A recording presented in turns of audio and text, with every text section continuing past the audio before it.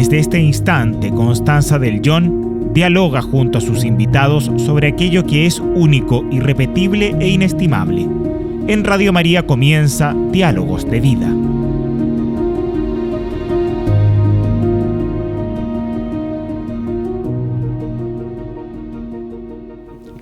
Queridos amigos de Radio María, soy Constanza Del Yon y estamos en un nuevo Diálogo de Vida que en Radio María, donde buscamos conocer desde la perspectiva de distintos profesionales cómo es profundamente el valor de la vida, cómo lo ve el contexto, qué estamos haciendo como sociedad respecto al rescate de este valor de la vida.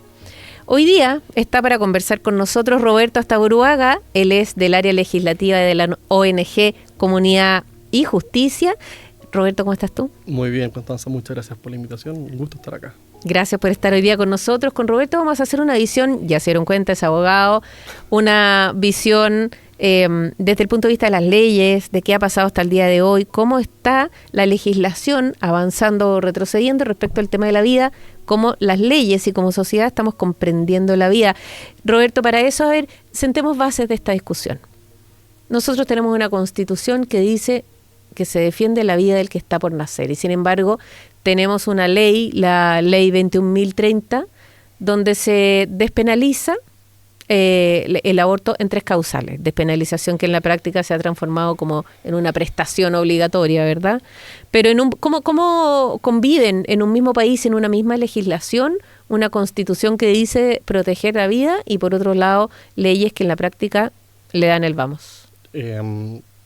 Yo creo que una de las grandes contradicciones que tenemos en nuestra legislación, la Constitución dice A, las leyes dicen Z, y la única manera en que esto pudo ocurrir fue por un fallo del Tribunal Constitucional, en donde la única vía por la cual encontró que se podía adecuar una ley así a la Constitución era quitarle el carácter de persona al no nacido, en el fondo. Y esa es la gran... El gran trabajo que tuvo que hacer el Tribunal Constitucional en 2017, o sea, acá se discutió la ley durante varios años y se llevó al Tribunal Constitucional. El Tribunal Constitucional declaró que era constitucional, en el fondo argumentando que la vida del no nacido era un bien jurídico, un gran valor en el fondo, pero que en algunos casos tenía que ceder frente a un supuesto derecho sexual y reproductivo de la mujer en los casos en que ella quisiera interrumpir voluntariamente el embarazo o abortar en el fondo. Entonces, esa fue la forma en que se permitió que esta ley conviviese con una constitución que protegía al no nacido. Claro, que protegía al no nacido. Entonces, la contradicción se mantiene en el fondo. Para quienes no estamos de acuerdo con el fallo del Tribunal Constitucional, que es algo muy legítimo. Uno puede estar en desacuerdo con lo que falla en los tribunales. No hay ningún pecado en eso, la verdad. ¿Hay otro caso similar en nuestra legislación donde haya sido necesario un fallo acomodaticio para que un marco mayor acepte una ley? Yo creo que se pueden encontrar algún caso, en este momento no me acuerdo de ninguno, la verdad, pero yo creo que acá lo que destaca de ese fallo respecto a otros de la misma índole es un trabajo de un activismo muy potente en el fondo. O sea, los primeros proyectos de ley para despenalizar algún tipo de aborto partieron en 1990. Desde el 90 hasta el 2017-18 se presentaron 14 proyectos de ley que buscaban despenalizar el aborto. Y finalmente fue uno de esos el que logró ser aprobado y llevado al Tribunal Constitucional. En este momento no se viene a la memoria otro caso así, pero de que pueden haber. Ahora, yo creo que de todos, este sí es el fallo más grave que tiene el Tribunal Constitucional. Yo creo que sí es una mancha negra que tiene. Bueno, sí, claro. O sea, un atentado directo contra la vida. Pero, a ver, ayúdanos a entender un poco. ¿Este fallo del Tribunal Constitucional es el definitivo? ¿No hay otra instancia a la que apelar para la institucionalidad? Sin otra ley de por medio, digamos. O sea, sin modificar la ley actual, sin hacer otra que la saque, no sé. Sin una nueva acción que pase por legislación. Que pueda revertir, pueda modificar, pueda hacer algo con ese fallo del Tribunal Constitucional, ¿o ese es? No, yo creo que no hay ningún fallo escrito en piedra. Obviamente esto depende de la integración del Tribunal Constitucional y también se puede presentar un proyecto de ley que derogue una o todas las causales de la ley de aborto. Eso está permitido, no hay ningún impedimento de ningún tipo para que los parlamentarios puedan presentar un proyecto de ley que se discuta, se apruebe Eventualmente, a lo mejor un grupo de diputados o de senadores que estén en desacuerdo con ese proyecto de ley puede ir al Tribunal Constitucional, y ahí el Tribunal Constitucional en el fondo va a tener que revisar un poco su jurisprudencia y decidir si es que mantiene lo que falló en el 2017, es decir, que se permite la ley de aborto, o lo revierte y dice que no puede la ley de aborto. Y esto es un poco lo que pasó en Estados Unidos, en el fondo. O sea, Roe versus Wade. Claro, Roe versus Wade, 1970, se permite el aborto. Pasaron 50 años y en el fallo Dobbs, ahí Estados Unidos no es que revirtió el aborto, pero sí en el fondo le quitó la protección constitucional o el reconocimiento constitucional y lo dejó entregado a los estados. Entonces, sí es posible. En Polonia también pasó. En el 2021 se aprobó por el Tribunal Constitucional polaco una ley que derogaba una de las causales de la ley de aborto. Entonces, acá cuando se habla de por parte del lobby abortista de consolidar lo ganado, de estar en avance civilizatorio, todo el cuento, o de defenderse frente a retrocesos, bueno, esos retrocesos, que en realidad son avances. Para nosotros son avances, para ellos son retrocesos. Pueden ocurrir y se pueden... Y hay que trabajar por eso, en el fondo. O sea, a nosotros nos interesa mucho que sí se pueda derogar. A ver, hagamos una bajada de lo que ha significado desde el 2017 hasta ahora la aplicación real de esa ley. Tenemos, a junio del 2024, había 4.553 mujeres que habían interrumpido voluntariamente sus embarazos en un sistema de salud, público o privado, ¿cierto? De las menores de edad que se habían acercado por un embarazo que podía calificar para estas causales, el 82% acusaba violación. ¿Qué pasa con un sistema político, con un sistema legislativo, con una sociedad que dice, tenemos 82% de chiquillas violadas por ahí y no hacemos nada al respecto? ¿Qué pasa con nosotros con eso? Ahí es donde uno se pregunta efectivamente si están funcionando las causales o las razones por las que se realizan los abortos bajo esa causal. Es decir, se condice, por ejemplo, la cantidad de denuncias que tienen que realizar obligatoriamente los hospitales en los casos de violación cuando se hace el aborto por esa causal. O hay alguna situación distinta en el fondo. Los números no calzan. Claro. Y debería hacerse. ¿Y qué ha pasado con esos procesos? Todas esas causales de violación nos llaman atención. ¿En qué terminaron? Entonces, yo creo que lo que hay que tener en cuenta respecto al estado, a la situación de la ley de aborto en Chile es una fiscalización muy rigurosa, tanto antes de la realización del aborto, si se cumplen los requisitos, y hay una serie de requisitos que se tienen que cumplir, como a lo que pasa después del aborto. O sea, lo que comentamos de la denuncia, pero también lo que comentábamos sobre qué es lo que le pasa a la mujer. Claro. Y nosotros... Perdona, tú dices qué le pasa a la mujer en el sentido de si es una causal de violación o si qué le pasa a ella en términos de salud. ¿Qué le pasa a ella en términos físicos, psicológicos, luego de la realización del aborto? O sea, no es algo que se haga y no pase nada más. No hay inocuo. Sí. Claro, siempre queda algo. Ahora, nosotros, uno de los cálculos que sacamos en algún momento es un poco la brutalidad, porque es fácil perderse los números, pero también sirven para darse cuenta de esto. Y es que aproximadamente se han realizado cerca de 5.000 abortos hasta la fecha. Y eso da un promedio de 2 abortos diarios desde que se aprobó la ley, o desde que se publicó en el fondo.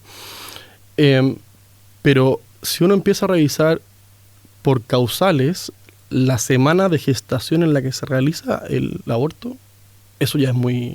decidor. Es muy decidor, pero también es muy duro, porque son semanas en que el niño ya ha crecido mucho. ¿Las 3 causales tienen límite de edad gestacional? No, solamente la de violación tiene el límite de las 14 semanas respecto a menores de 14 años, mientras que las otras 2 no tienen un límite gestacional. O sea, estamos hablando que el riesgo para la madre no tiene límite gestacional y la inviolabilidad de un feto tampoco tiene límite gestacional. Claro, entonces se puede realizar en cualquier semana del embarazo. Y por eso nosotros nos hemos encontrado con abortos que se han practicado luego de las 30 semanas, luego de las 35 semanas. Y eso está cuando uno busca en las estadísticas del MinSal, uno puede revisar cuántas son por mes, por semana gestacional en la que se realizó el aborto. Entonces, es una brutalidad en ese sentido.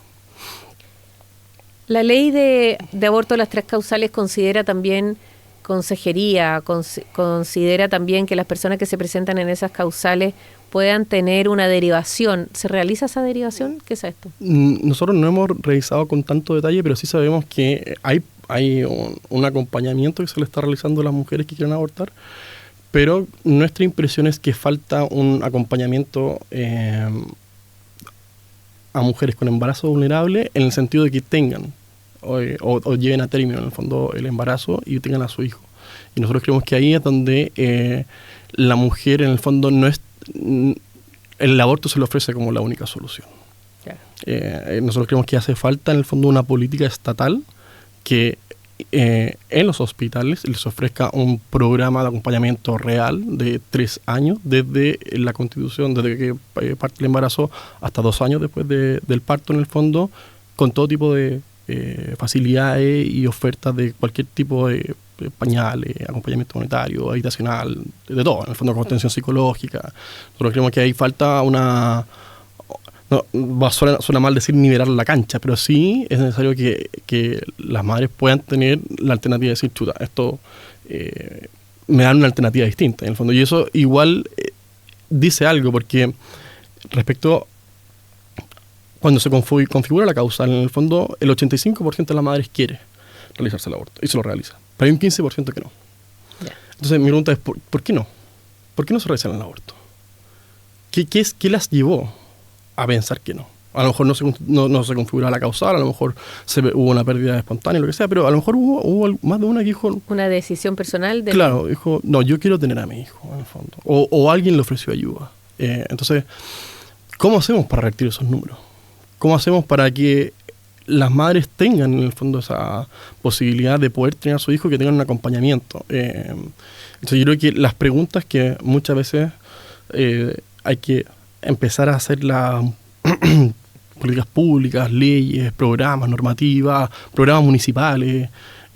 Hace poco Agustín Iglesias, alcalde de Independencia, ahí anunció que iba a sacar un programa en el fondo de apoyar a las madres con embarazo vulnerable. Y yo creo que esos programas hay que destacarlos. Hay muchos programas también en otros países. Yo hace poco revisé y en el fondo hay 9 programas en distintos países de Latinoamérica y que todos tienen la misma idea, en el fondo, a ofrecerle a la madre un programa de acompañamiento específico para que ella y su hijo en el fondo puedan tener una relación de que no termine en el asesinato. Y que puedan salir adelante de la circunstancia donde pensaron el aborto, claro, y resolverle la etapa inicial de sobrevida del niño, digamos. Exactamente, porque las razones que llevan a las mujeres a abortar, según algunos estudios, están muy lejas de ser como el puro deseo de abortar. De hecho, eso es casi mínimo el porcentaje que hay. Siempre, o lo que marca más es, en el fondo, la influencia. Claro, un tercero, ejemplo, suelen ser hombres, el papá, el marido, el pololo, un cercano en el fondo que la presiona para realizarse el aborto. Y bueno, después que se realiza el aborto, ¿termina eso? Yo creo que no. ¿Se resolvió el problema? No se resolvió. En el caso de una situación socioeconómica tampoco. En el caso de la violación tampoco. Entonces, ¿cómo atendemos las causas reales de las mujeres que se realizan abortos? Eso no está resuelto.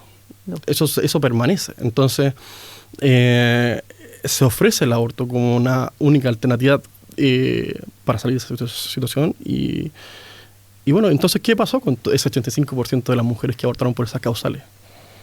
Entonces, la gran pregunta es, ¿qué pasa con el contexto, con el entorno, con la sociedad que presiona a una mujer para que su decisión sea el aborto, en lugar de buscar resolverle el contexto que la está poniendo en esa situación, ¿verdad? Claro.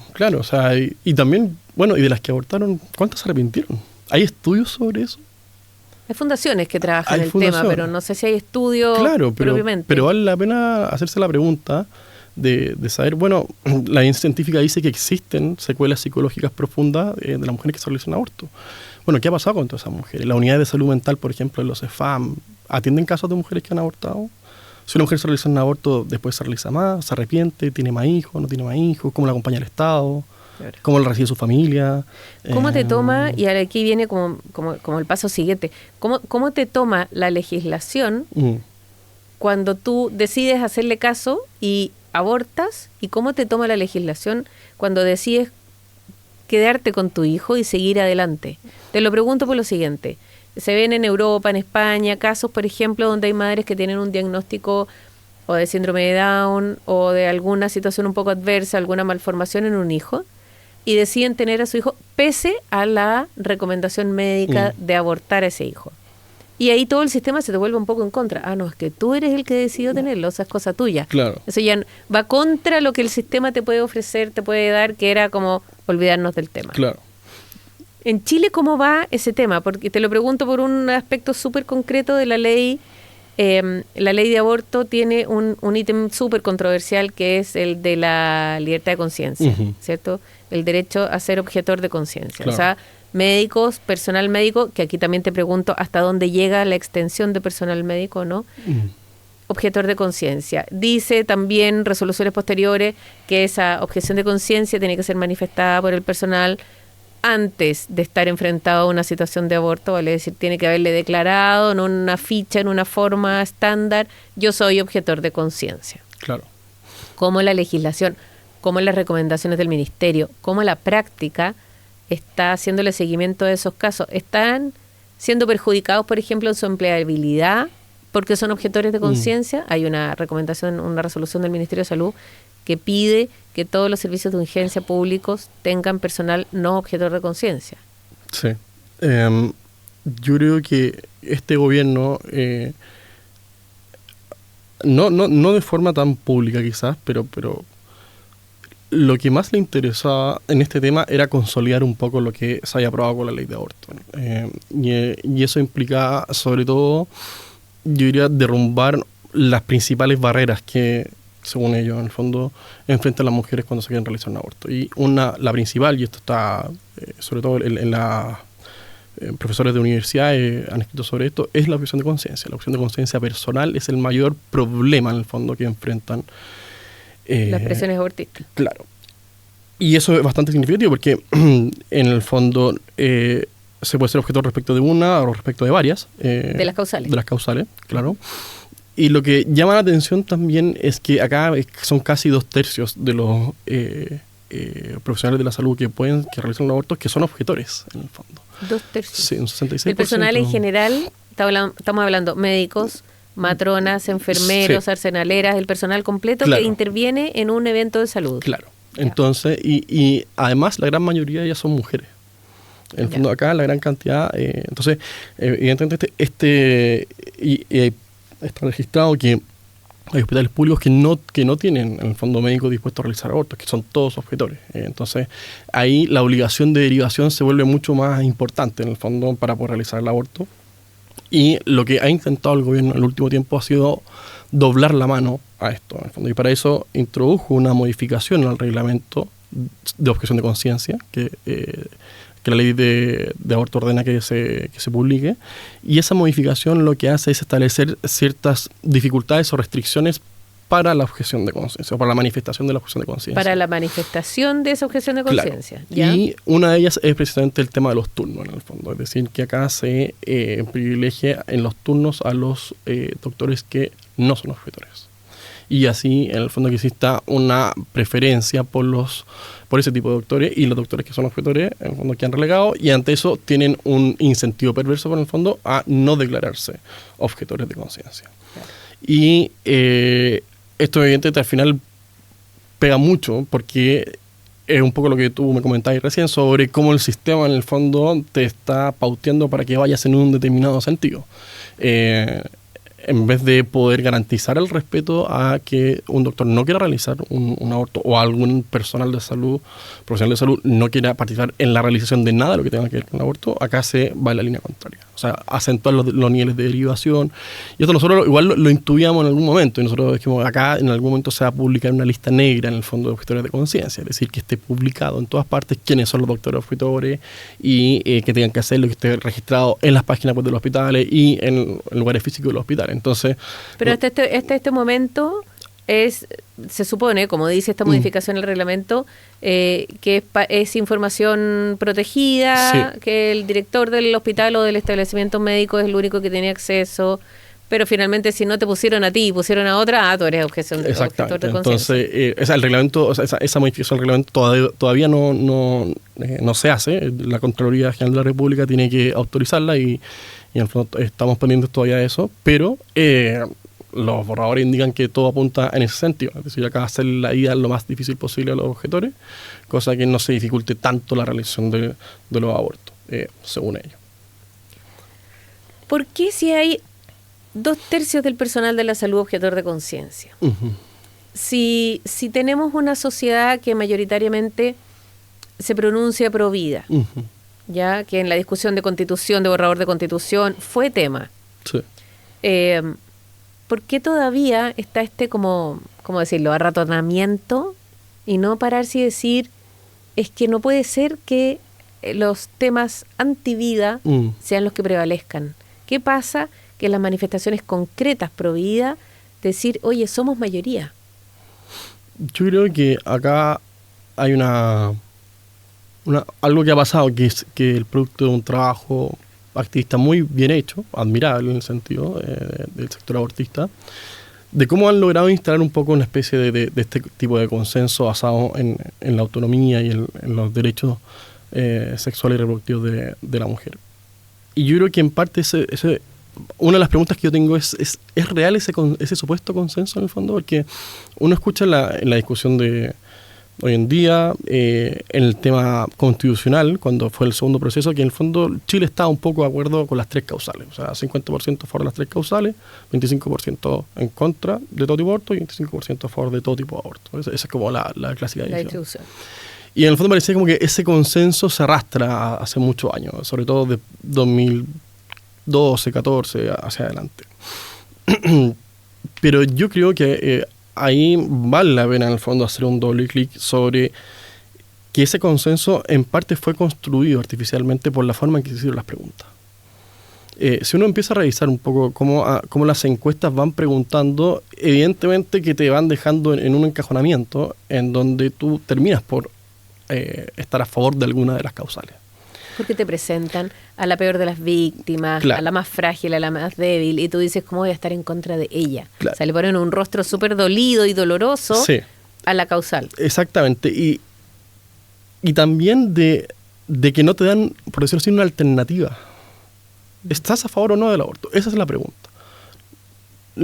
Y uno puede decir, a ver, si a una mujer le pasan todas estas cosas y tiene un embarazo que es vulnerable, y está la posibilidad de realizarse un aborto que tiene todas estas consecuencias, o la posibilidad de acceder a un programa de acompañamiento con un fondo público-privado que te ofrece todas estas garantías, todo esto. Yo creo que ahí la respuesta sería mucho distinta. Claro. Sería muy distinta. Entonces yo creo que en el fondo ese supuesto consenso de las 3 causales hay que revisarlo. Yo no creo que sea así. Yo creo que efectivamente Chile sí es un país pro vida, pero se ha instalado una dinámica o un supuesto consenso social a partir de preguntas en encuestas que no daban un espacio, en el fondo, para decir, oye, no, o sea, que en verdad yo no es que quiera que esta mujer siga sufriendo de todo el cuento, pero tampoco quiero que se realice el aborto. Yo quiero otra salida, otra. ¿Cuál es la opción? O sea, en este minuto no está sobre la mesa esa opción. Entonces han presentado el aborto como la única salida a ese tipo de situaciones. Y yo creo que eso ha calado muy profundo en la sociedad. Entonces, ¿qué fue lo que pasó? Que eso se instaló, 2018, aborto en 3 causales, aprobado por el Tribunal Constitucional. 2021, se presenta el proyecto de ley de aborto libre hasta las 14 semanas, se rechaza en el Congreso. Primer proceso constitucional, aborto libre, se rechaza. Segundo proceso constitucional, un par de modificaciones para intentar abrir un poquito la puerta a posibles modificaciones o derogaciones o restricciones a la ley de aborto, y se rechaza. Y ahora tenemos, en 2025, 2024, la propuesta del gobierno de ampliar el aborto a una cierta cantidad de semanas. Entonces, si en el fondo uno va mirando cómo esto ha ido avanzando, es siempre un paso muy chico. Y de a poco han logrado asentar algunas cosas, en el fondo, que es, por ejemplo, este consenso de las 3 causales. Asentar los principios, en el fondo, sí, sobre el cual van escalando un poquito en avanzar, en mover la raya un poquito más allá. Y empujan. Yo lo vi mucho a mí me tocó participar dentro de los 2 procesos constitucionales como asesor. Yo estuve dentro y vi mucho de lo que pasó, y esto como una anécdota nomás, pero para mí jamás se me va a olvidar que mi primer hijo nació el mismo día en que se aprobó el aborto libre en la Convención Constitucional. Entonces yo me acuerdo que estaba con una mano, sosteniendo la mano de mi señora, y con la otra mano veía el celular y me llegaba la foto de la celebración de que se había aprobado el aborto libre como un derecho fundamental. Para mí fue una contradicción así brutal, en el fondo. Entonces, y uno lo veía que avanzaban y avanzaban, y las primeras reacciones de esa propuesta eran brutales. No es la que quedó al final, pero habían aborto libre, pero con 10 adjetivos en el fondo. Entonces, para mí es muy revelador en el fondo la Convención Constitucional respecto a este tema en específico, porque pusieron por escrito qué es lo que querían en el fondo, y no van a parar hasta que lleguen allá.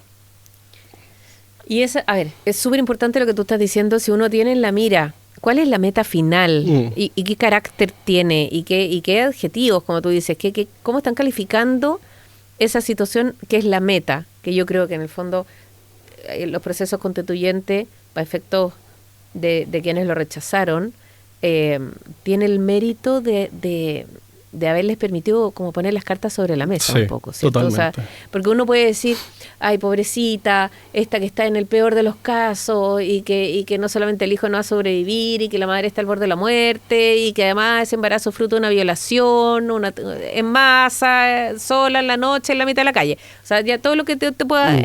Y te arman esos casos. Y tú dices, pobrecita, ¿cómo no la vas a apoyar? Una cosa es así que te van como endulzando un poquito las causales bajo un carácter de una compasión tremenda, ¿cierto? Son la Madre Teresa cuando están pensando en el aborto. Sí. Pero cuando sacan las garras y muestran realmente todo lo que quieren, tú te vas dando cuenta no solamente hasta dónde quieren llegar, sino que cuáles son los principios que están detrás, cuáles son las visiones de sociedad, de vida, y te das cuenta que efectivamente ahí hubo una sacada de garra. Sí. Fue un exponer la rabia, la molestia, ya una discusión airada, ya no era, recuerdo haber visto las caras también, lo que tú dices, o sea, en ese momento esas imágenes dieron la vuelta al mundo. Totalmente. No sé, era bien dramático. No, ese día fue muy fuerte, porque afuera del ex Congreso Nacional en Santiago se organizó una pichanga por el aborto. Mira. Ese día hubo, como si fuese una alianza, actividades afuera del ex Congreso para celebrar el avance. Estaba un artista, no me acuerdo quién, en un stand enorme con un pañuelo gigante en el fondo verde. Yo me acuerdo ver a los convencionales, que nosotros habíamos trabajado con ellos para que no aprobaran esa norma, que en un principio teníamos los votos y después se nos empezaron a caer porque estaban asustados porque tenían afuera a la marea verde. Claro. Estaban asustados. Y yo me acuerdo y veíamos a las feministas corriendo por toda la convención, dando vuelta a abortos, pero así, lo sacaban. Fue brutal. O sea, las discusiones que había cuando se aprobó la celebración, hubo convencionales de derecha que les decían, ustedes, ¿cómo pueden estar celebrando con tanta alegría algo que es tan doloroso? Que ustedes mismas reconocen que no es algo agradable, que no es algo por lo que ustedes como que quieran pasar, que incluso quienes están a favor del aborto reconocen que se trata de una situación muy traumática, dolorosa, que no... entonces ahí uno ve que de repente se pierde un poco la conexión con qué es lo que estamos discutiendo. De hecho, yo creo que no sabría discutir, pero oye, ¿qué es un aborto? ¿Qué es un aborto? ¿Cómo se hace un aborto? ¿Qué es lo que tú estás haciendo? ¿Qué estás matando, en el fondo? Y ahí saltan y te citan un montón de cosas, pero oye, acá lo que estamos viendo es un acto que tiene irreversible y que tiene una connotación, como todo acto humano, moral en el fondo, y que esto es matar un ser humano inocente, que la única diferencia que tiene con otro ser humano es el lugar en el que se encuentra. En el fondo hay un video que habla del canal mágico, en el fondo, del parto, que dice como estás dentro de la guata de la mamá, no ser humano. Pum, estrellitas, magia, sales de la guata de la mamá, eres un ser humano. No humano, humano. Y él dice, pero es que es absurdo en el fondo. ¿Cómo un pedazo de carne que cubre tu cuerpo va a ser lo que te determina lo que tú eres? No, es absurdo en el fondo. Entonces, en el fondo, una postura consecuente sobre el valor o el respeto a la vida humana es desde que parte, bueno, hay vida humana y no puedes atentar contra ella porque es una vida humana inocente, indefensa. No hay otra vuelta que darle. Da la impresión que en toda esta discusión el gran ausente es la ciencia, ¿o no? Yo echo de menos un poco la ciencia, sí. Porque sobre todo general, porque Esta facilidad con la que, no sé, fuentes del gobierno hablan de promulgar un proyecto o presentar un proyecto de ley de aborto libre a las 20 semanas y después como que se negocia un poco y sale la ministra hablando de 12, pero igual nos gustaría 14. O sea, esa facilidad como para correr una semana más, una semana menos, como si fuera un kilo de carne, un kilo de verdura de la feria. O sea, como están negociando a grito pelado, así, no. ¿Por qué la ciencia no está hablando hoy? En tu experiencia constituyente, en tu experiencia como ONG. ¿Por qué la ciencia no está presente? Porque, irónicamente, creo yo, quienes entienden el progresismo como el avance de la sociedad hacia un futuro revelado que no todos conocemos,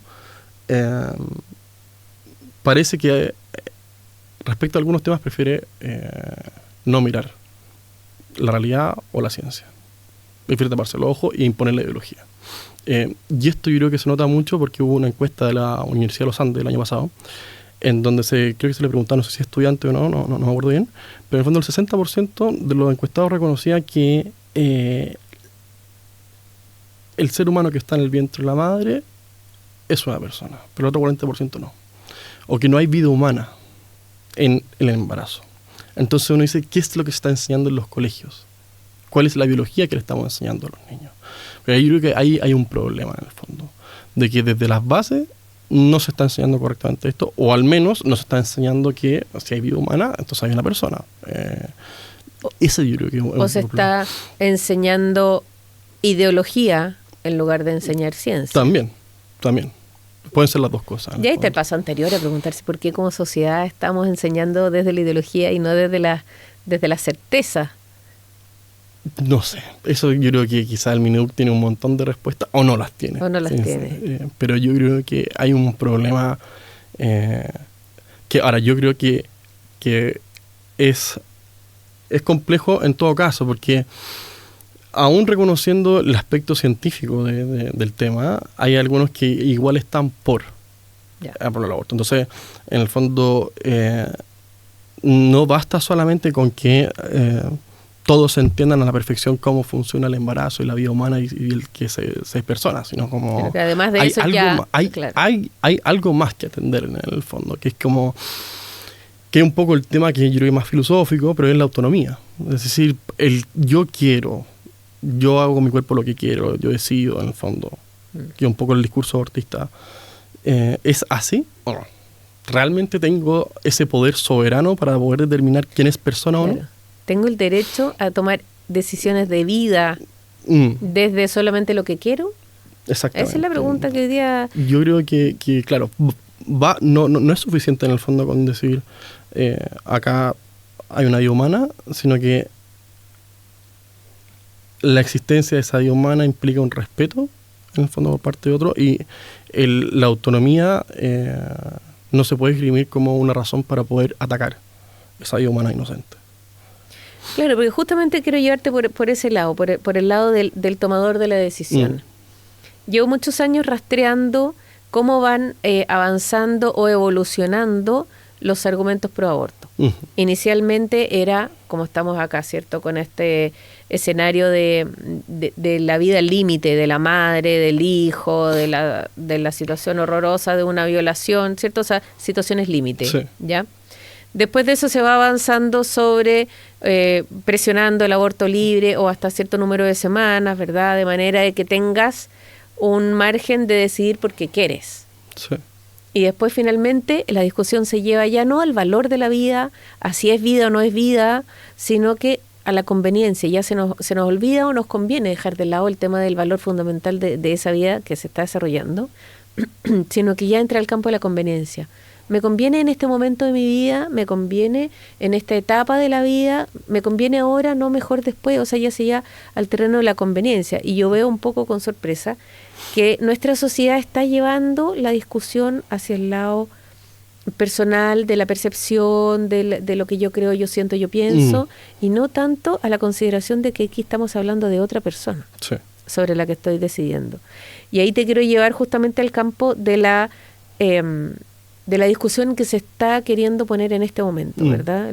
La ministra ya ha adelantado que la discusión está en curso, no todavía presentada en el Congreso, pero ya sí, bajo cuerda un poco, ya se está sondeando a los congresistas, ¿cierto? Diputados y senadores, ya se está sondeando si hay, como decíamos antes, agua en la piscina para presentar un proyecto de ley que vaya liberando el aborto. ¿Cómo te ha tocado verlo a ti? ¿Cómo ustedes como Comunidad de Justicia están viendo este proceso? Antes de eso, sobre lo que dijiste antes, es interesante respecto a la evolución de los argumentos del aborto. La profesora Alejandra Carrasco en el 2023 tiene un seminario en la Universidad Católica donde ella describe en el fondo esta evolución. Dice que al principio partieron con argumentos de índole un poco más científica, es una persona o no, un humano o no, y cuando fueron perdiendo esos argumentos por el avance que la ciencia mostraba, sobre todo con el tema de la ecografía, fueron cambiando el argumento y pasaron de ser un poco de orden científico a ser de orden más jurídico o emocional o sociológico en el fondo. Y ahí es cuando se llega al tema de los derechos sexuales y reproductivos. Y ahí volvemos de nuevo al tema de la autonomía en el fondo. O sea, una autonomía realmente absoluta, capaz de decidir quién es persona o no. Que esto es brutal, porque en el fondo si uno lo compara con lo mismo que pasaba con los nazis o lo mismo que pasaba con la esclavitud. O sea, yo decido quién es persona y quién no. Ese es el mismo criterio que se aplica respecto a quienes apoyan el aborto. O sea, el traslape es muy evidente. Ahora, sobre la discusión actual en el Congreso, uno no sabe si lo hacen por convicción, por conveniencia, porque las organizaciones feministas están un poquito enojadas, porque no la han pescado, no le han dado bola, o porque están muy ocupadas rellenando todos los puestos de género en todos los cargos que hay en el gobierno. Pero es cierto que lo han anunciado, es verdad. Anunciaron que iban a presentar un proyecto de ley de aborto. Al principio la ley de aborto legal, no se entendía quién quiera, después parece que ya va a ser aborto como por plazo, no sé, por causal, es decir, se puede abortar hasta cierta cantidad de semanas, y que claro, iban a ser 14 semanas en un principio, a las 14 semanas ya está la primera ecografía, la Doppler, en el fondo uno ya puede empezar a ver muy bien y se distingue perfectamente la forma que tiene la guaguita, y después empezaron a retroceder a las 12 semanas, cuando ya también está más formado, los latidos del corazón ya se sienten, etc. Y nosotros hemos visto con bastante gratitud, en el fondo, que la reacción del Congreso ha sido bien fuerte, la verdad.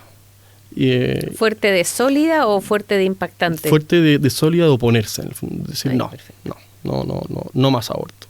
Eso es algo que nosotros vemos y que creemos que este gobierno no tiene los votos. Si tuviese los votos yo lo habría presentado. La excusa de que quieren esperar a que la Contraloría se pronuncie sobre esta modificación del reglamento es una excusa que les conviene porque les permite ir dilatando esto. Y nosotros queremos... Sin culpa, digamos. Claro, no depende de nosotros, aunque nosotros mismos nos comprometimos con una condición que nosotros mismos establecimos, pero bueno. Y nosotros creemos que acá sí puede haber una intención simplemente de poder desordenar un poco o a la oposición o a la discusión o al tema electoral o lo que sea en el fondo. Pero nosotros no creemos que esto sea un tema que realmente ellos estén convencidos de que van a ganar. Y esto nosotros lo hemos visto porque un conteo de los votos demuestra que incluso los diputados de la DC han dicho nosotros no vamos a apoyar un proyecto de aborto.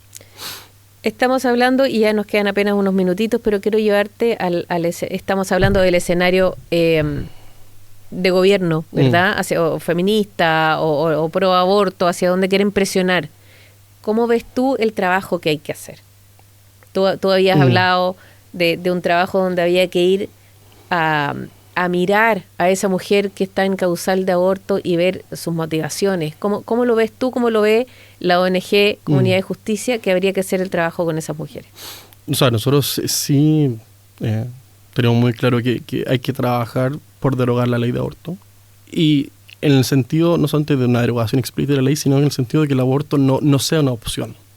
Que el aborto no sea una opción para ninguna mujer.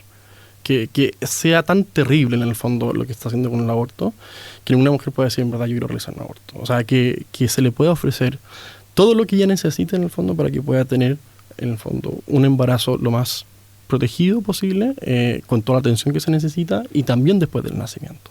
En el fondo. En eso nosotros creemos que lo que se necesita es realmente un seguimiento en terreno en cada uno de los hospitales en los que se realizan abortos con seguimiento de estadísticas, de estudios, sobre qué es lo que ha pasado con todas esas mujeres.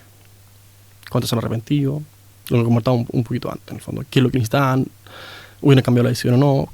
Las que no abortaron, ¿por qué decidieron no hacerlo? Y ofrecer, en el fondo, un programa por parte del Estado realmente sólido. Y también realizar modificaciones en la ley de aborto en el sentido de decir, mire, usted se quiere realizar un aborto, perfecto, pero le va a mostrar una ecografía de su hijo antes. La ley de latidos del corazón, por ejemplo, que está aprobada en varios estados. Miren, esto es lo que va a pasar. Acá esto es lo que estás llevando, esto es lo que quieres sacar de ahí y terminar. Eso no creo que sea de ninguna manera una especie de una carga o un chantaje emocional, sino es decirle, mira, esto es tu hijo. ¿Conoce? ¿Qué es lo que estás haciendo? Este es tu hijo. ¿Quién es, en el fondo? Yo creo que hay que hacer un trabajo súper potente en ese sentido. O sea, políticas públicas, fondos privados, acompañamiento personalizado, estudios rigurosos, mediciones a corto, mediano y largo plazo, todo tipo de cosas, en el fondo, que sean lo que está pasando hoy en día. Y eso que está pasando, o sea, hoy no se le da la opción, hoy día tú llegas y te dicen, mira, tu opción es el aborto. Yo creo que sí. Yo creo que y tú hablas de aborto, pero acompañamiento. ¿Qué pasa con acompañamiento? Sí. ¿Sales de la posibilidad del aborto con un acompañamiento? Sí. Yo creo que está demasiado intencionado el camino, en el fondo, hacia el aborto. Y eso uno lo ve con cosas tan simples, pero cuando uno se mete a revisar las páginas de todos los hospitales, en la página principal siempre aparece ley IVE y todo un manual y estadística y todo el cuento. Y yo creo que ahí hay que hacer una pega muy como muy cultural en el sentido de que hay que cambiarlo, que también va por esta cuestión de, oye, acá, ¿estamos de acuerdo realmente con las 3 causales? Claro. A lo mejor no, a lo mejor nunca lo estuvimos. Y puede ser que no. Y puede ser que realmente lo que cualquier persona hubiese dicho, no, yo quiero que la ayuden realmente, en el fondo. Y que pueda salir de esa situación que la tiene al borde de querer realizarse un aborto. Claro. Porque la situación va a seguir igual si es que se hace el aborto. Roberto, quiero darte las gracias por este ratito de conversación, por poner una nueva luz sobre el tema del aborto, de no quedarnos en la pobre víctima y la única salida, el aborto, sino que esponjar un poquito para fijar la mirada en la realidad de la madre, en sus motivaciones para llegar hasta el punto del aborto y iluminar un poco rutas, salidas, qué se puede hacer, cómo, qué necesitamos, ¿cierto? Conocimiento, estadística, hincarle un poquito el diente a la realidad actual para evitar a que sean otras miles de mujeres las que estén recurriendo al aborto porque no hay otra, porque no te dieron otra opción, porque llegaste al consultorio o al hospital y te dijeron, sí, pase por aquí, listo, resuelto el problema. Claro. No, yo muchas gracias a ti por la invitación, encantado. Solamente una última cosa, pero sí hay algo que creo que sí sirve respecto a esto y dará fruto en algún momento, es la oración. O sea, hay iniciativas muy bonitas como 40 días por la vida, en el fondo, que ofrecen un acompañamiento que va mucho más allá del orden natural, por decirlo así. Y también el Papa Francisco en esto ha sido clarísimo. No hay ninguna duda que la condena al aborto por parte de la Iglesia Católica es tajante, no ha cambiado nada, y sobre todo porque en Dignitas Infinita, el que sacó el año pasado, recalca especialmente este tema, o sea, el valor infinito de la vida humana. Y en ese sentido, yo creo que no hay nada más eficaz que la oración. Excelente. Gracias. Nos quedamos con ese mensaje, con ese impulso a la oración, con esa visión esperanzada y que hay otra salida, de que hay otro camino que hay que conocer y observar para descubrir quién es y en qué circunstancias llega esa mujer a una situación de querer abortar. Así hoy día Roberto Astaburuaga, de la comunidad, de la ONG Comunidad y Justicia, que nos ha acompañado en este diálogo de vida. Ya tendremos otra oportunidad para un nuevo diálogo con la diálogo de vida en Radio María, una buena señal para Chile. Muchas gracias, Constanza.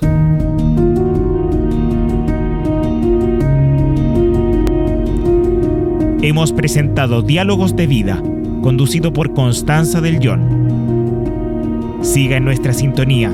Somos Radio María, una buena señal para Chile.